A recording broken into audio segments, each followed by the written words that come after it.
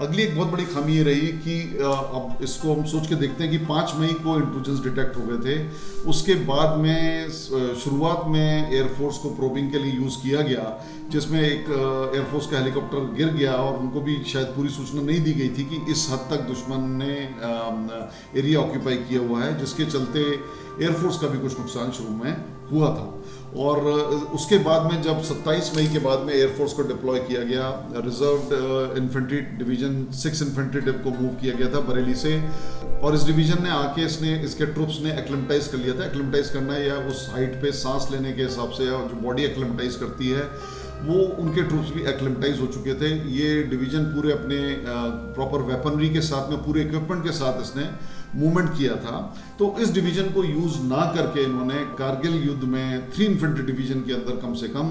जितने सियाचिन से डीइंडक्टेड और रिटर्न ट्रूप्स थे उनको एज लेट एज जून जुलाई तक यूज करते रहे। चाहे वो 102 इन्फेंट्री ब्रिगेड के सेक्टर में जो श्योक वैली के अंदर इंट्रूजन्स थे उनको क्लियर करने के लिए, चाहे बटालिक में उनको ट्रुप्स को डाइवर्ट करके जो सियाचिन और एक्सट्रीम कोल्ड क्लाइमेट से एग्जॉस्टेड एंड अपना पूरा टेन्योर करके जो ट्रुप्स आए हुए थे उनको यहाँ फिर से अटैक करने के लिए भेजा जा रहा था, जबकि वो एग्जॉस्टेड थे। उनकी बॉडी में बहुत तरह की कमी आ जाती हैं सियाचिन पे। मैं दर्शकों की जानकारी के लिए बता दूं कि as per the army protocol, army medical protocol, Siachen में दोबारा किसी भी यूनिट को जल्दी नहीं लाया जाता या किसी भी हाई अल्टीट्यूड एरिया में जल्दी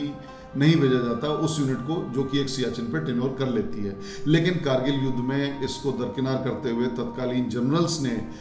यह उचित समझा कि वे सियाचिन से रिटर्न ट्रुप्स को टिल एज लेट एज जुलाई, जबकि तब तक एडिशनल ट्रुप्स एक्लेमेटाइज हो चुके थे, वो टोटली प्रिपेयर्ड थे, दे वर फ्रेश फॉर अटैक, उनको यूज ना करते हुए सियाचिन रिटर्न ट्रुप्स को यूज किया गया। इसके अतिरिक्त जो ट्रुप्स को अटैक करने के लिए जब बोला जा रहा था तो उनके पास proper equipment, communication equipment and correct weaponry, ammunition की करेक्ट स्टॉकिंग, ये सब की भी बहुत ज़्यादा कमी थी। ब्रिगेडियर अमोल अस्थाना जो तत्कालीन 111 GR के bravest of the brave unit कही जाती है उसके कमांडिंग ऑफिसर थे, तो उन्होंने ये बात भी कही है कि उनकी वाइफ जो है किसी तरह फील्ड टेलीफोन्स जो आर्मी में कम्युनिकेशन के लिए यूज़ होते हैं ताकि वो अपनी पेट्रोल्स के साथ में जो उनकी अलग अलग लोकेशंस पे उनके ट्रुप्स डाइवर्स होकर दुश्मन की खबर हासिल कर रहे थे,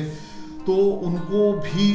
इक्विपमेंट के लिए उनकी जो वाइफ थी वो चांदनी चौक दिल्ली से उन्होंने फील्ड टेलीफोन्स खरीद के यहाँ पे वो भेजती थी किसी न किसी एयरफोर्स सॉर्टी के जरिए। And that is how initially that was the level of deficiency of stores and equipment. पर ट्रुप्स को लगातार अटैक करने के हमले उसके बावजूद भी दिए जा रहे थे, उनको लगातार ऑपरेशंस में भेजा जा रहा था, जिसके कारण काफ़ी कैजुअल्टीज होती रही।